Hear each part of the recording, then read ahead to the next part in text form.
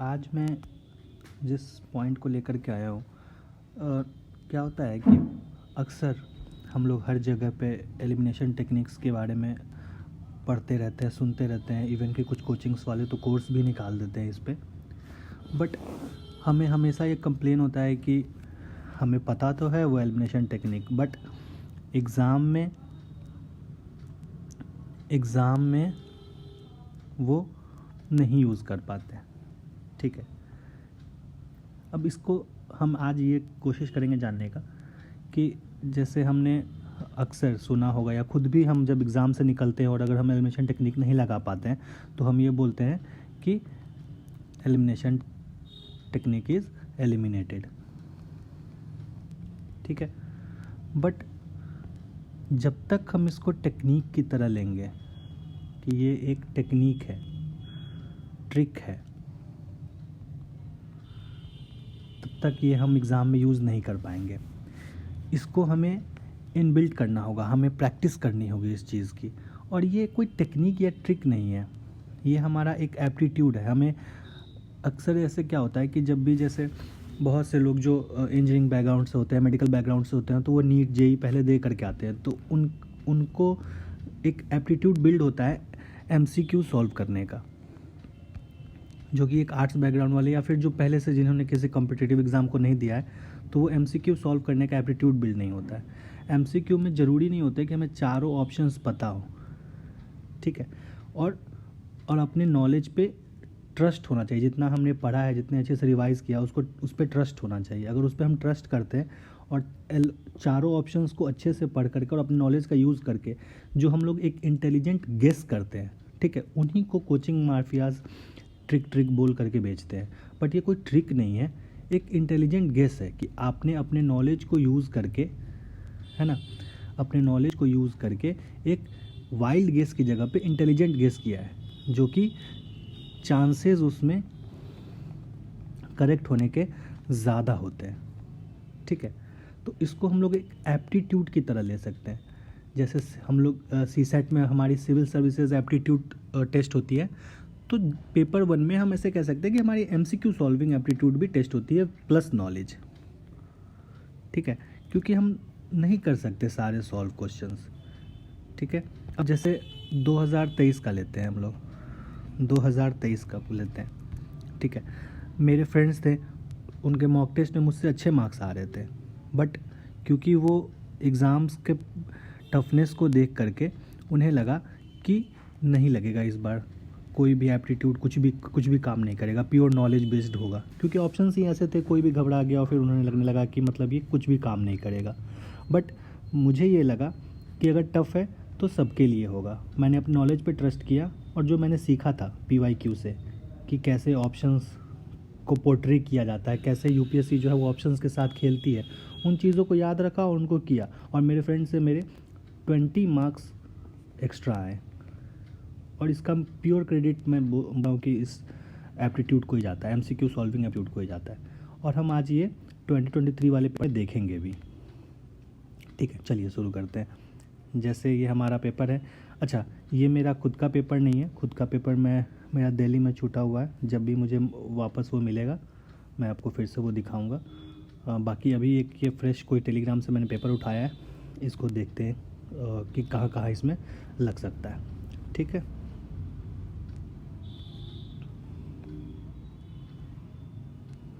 ठीक,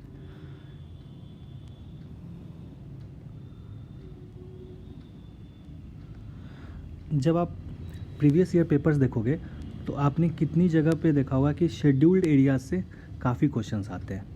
ठीक है, और हम शेड्यूल्ड एरियाज़ को पढ़ते भी हैं। जब आप उनके ऑप्शंस को या फिर उनके स्टेटमेंट्स को जब आप पढ़ोगे तो वो ट्राइबल मिनिस्ट्री के साथ काफ़ी बार छेड़छाड़ करते हैं, उनके जगह पर कुछ भी लिख देते हैं।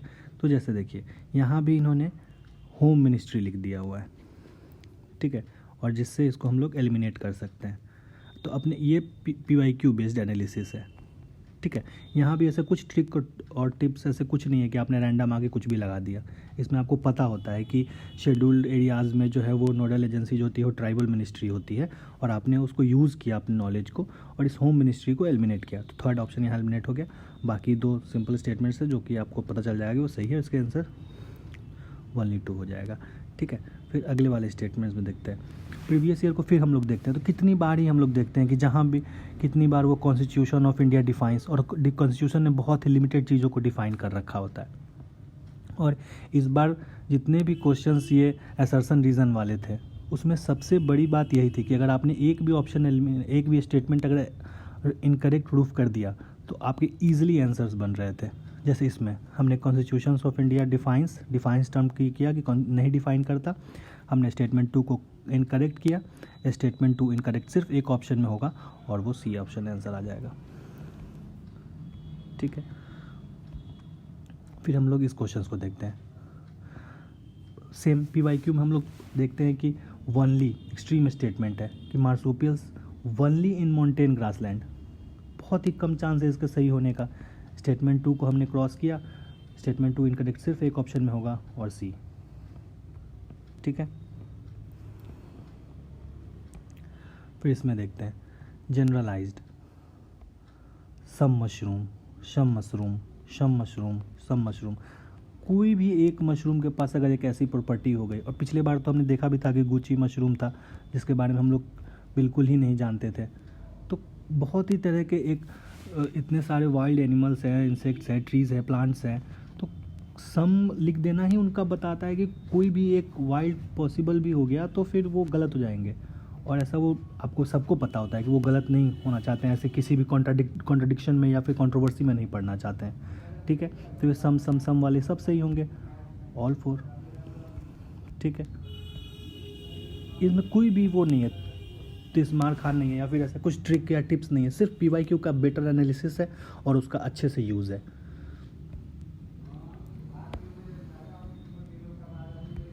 फिर इसमें देखते हैं, हम लोग सबको ही जानते हैं कि पुलिस जो है, सिर्फ फिर नॉलेज को यूज़ करेंगे हम, पुलिस जो है वो हमारे स्टेट के अंदर में आता है। ठीक है, पुलिस स्टेट के अंदर में आ रहा है, होम गार्ड्स जो उनसे नीचे आते हैं वो सेंट्रल गवर्नमेंट के अंदर में आ जाएगा, कैंसिल कर देंगे। ठीक है, तो हमारा एक स्टेटमेंट कैंसिल हो गया। ठीक है, और बाकी फिर आप अपने नॉलेज पे देख सकते हो कि यहाँ पे एक स्टेटमेंट एलिमिनेट हो रहा है। फिर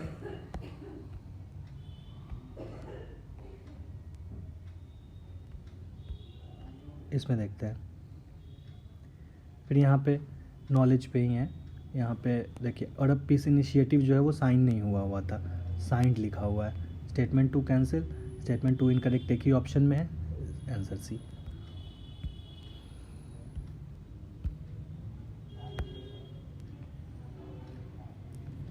ठीक है,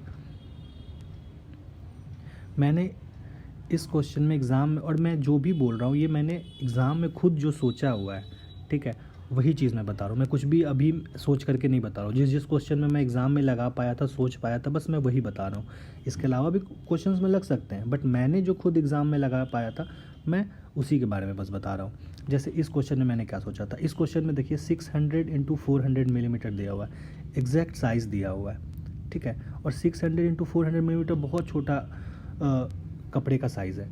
आप समझ सकते हो कि आपने कितनी बार ही अपने घर में पूजा वूजा में, मैंने सोचा था कि मैं अपने घर में पूजा में देखता हूँ कि मैं 1.5 मीटर का कपड़ा होता है और वो काफ़ी छोटा होता है, उतना बड़ा नहीं होता है, एक ठीक ठाक साइज़ का होता है। तो मुझे लगा कि ये तो बहुत ही छोटा साइज़ हो जाएगा स्टैंडर्ड फ्लैग होने के लिए, तो मैंने इस स्टेटमेंट को कैंसिल कर दिया। 3-2 उस साल न्यूज़ में था वो 15 अगस्त के समय पे, और ये मैंने पेपर में भी पढ़ा हुआ था, तो स्टेटमेंट 1 भी कैंसिल हो गया।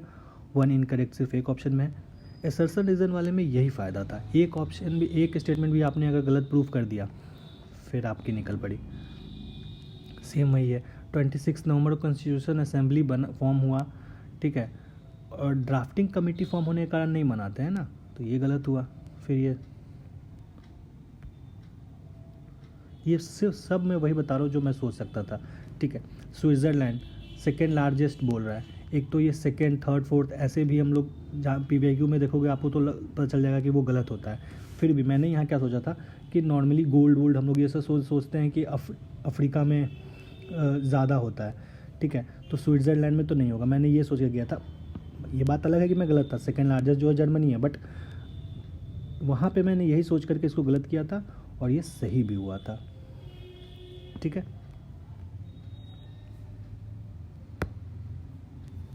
फिर से डेटा, एग्जैक्ट डेटा 3.2%, ठीक है। ये मुझे उस समय पता भी था कि इतना नहीं होता है, कम होता है, 2 पॉइंट समथिंग कैश पे मुझे याद आ रहा था कि ऐसा कुछ था, 3.2 नहीं था, बट ऐसे भी डेटा है, गलत होगा स्टेटमेंट वन इनकरेक्ट, एक ही ऑप्शन में होगा आंसर।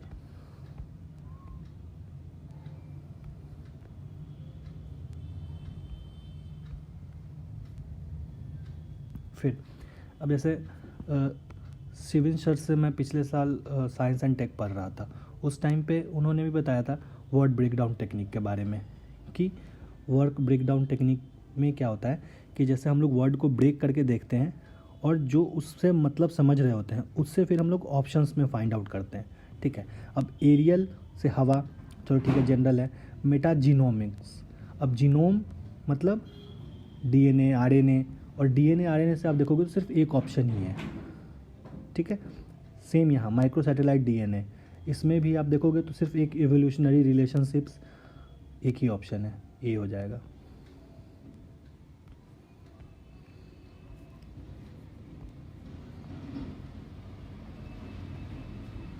ठीक है, इसमें देखते हैं carbon fibre once used can not be recycle. भाई तो क्यों यूज़ करेंगे कार्बन फाइबर्स को जब रिसाइकल ही नहीं होगा? तो हम कोई भी टेक्निक को इवोल्यूशनरी यूज़ में करते हैं ना, कुछ फ्यूचरिस्टिक टेक्नोलॉजी होती है तो हम उसको इसलिए यूज़ करते हैं ना कि जो अभी हमारे टेक्नोलॉजी में जो प्रॉब्लम्स है उसको हम गेट अवे होकर के इवॉल्व होंगे। तो फिर जब ये रिसाइकल ही नहीं होगा तो फिर हम इसको यूज़ ही क्यों करेंगे? गलत है ये। तो हम इस 50-50 पर आ गए, ठीक है। बाकी इसका ये था, ये क्वेश्चन भी सिंपल फिजिक्स का था। अगर आपने फिजिक्स, अगर बेसिक फिजिक्स अच्छे से पढ़ा है तो, अच्छे से नहीं भी पढ़ा है अगर समझ रखते हो आप तो भी आप ये कर सकते थे, बट मैंने यहाँ इसलिए नहीं लिया क्योंकि इसमें कुछ एलिमिनेशन नहीं लग रहा था, प्योर कॉन्सेप्ट लग रहा था जो कि आपको पता होना चाहिए था, ठीक है। सेम यहाँ भी कैन बी प्रीवियस ईयर देखोगे जहाँ जहाँ भी कैन वाले स्टेटमेंट्स हैं सारे सही हुए हैं। प्रीवियस ईयर को इज़ अ की, मतलब प्रीवियस ईयर तो बना करके ही जाना है और उसके हर एक ऑप्शंस को पढ़ करके जाना है जितनी बार हो सके। मैं बता रहा हूँ, मेरे मॉक में पिछले 23 वाले अटैम्प्ट में अच्छे मार्क्स नहीं आ रहे थे, मैंने पूरा मई सिर्फ पीवाईक्यू को 3 बार 4 बार 5 बार पढ़ करके गया, उसके हर एक ऑप्शंस को पढ़ करके गया, उसके हर एक ऑप्शंस को एनालिसिस करके गया। और इसके लिए सबसे अच्छी बुक जो मुझे लगती है, अगेन कोई वो नहीं है, पेड प्रमोशंस नहीं है, मैं पर्सनली जो मैंने यूज़ किया था, नेक्स्ट आईएएस की जो पीवाईक्यू वाली बुक है बहुत अच्छी है, हर एक ऑप्शंस को एनालिसिस करके दिया हुआ है, आप उसको एक बार देख करके देखना, बाकी आपकी इच्छा।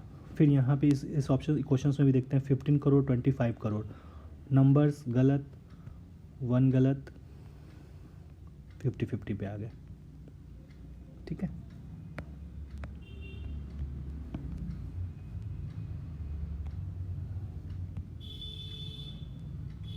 यहाँ भी 18%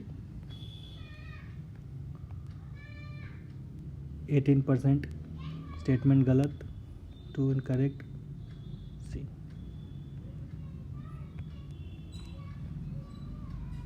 ठीक है, अब यहाँ से हमने ये आपने देख लिया कि कैसे हम यूज़ कर रहे थे, और इस चीज़ को आप ना ट्रिक व्रिक कहना बंद करो, ट्रिक मत कहो, इसको एक एप्टीट्यूड की तरह लो, इसके अपने अंदर प्रैक्टिस करो क्वेश्चंस के साथ, पीवाईक्यू के साथ स्पेशली, और इसको यूज़ करो एग्ज़ाम्स में। और एग्ज़ाम्स में अपने ऊपर जब तक कॉन्फिडेंस नहीं रखोगे तब तक इसको आप यूज़ नहीं कर पाओगे। All the best.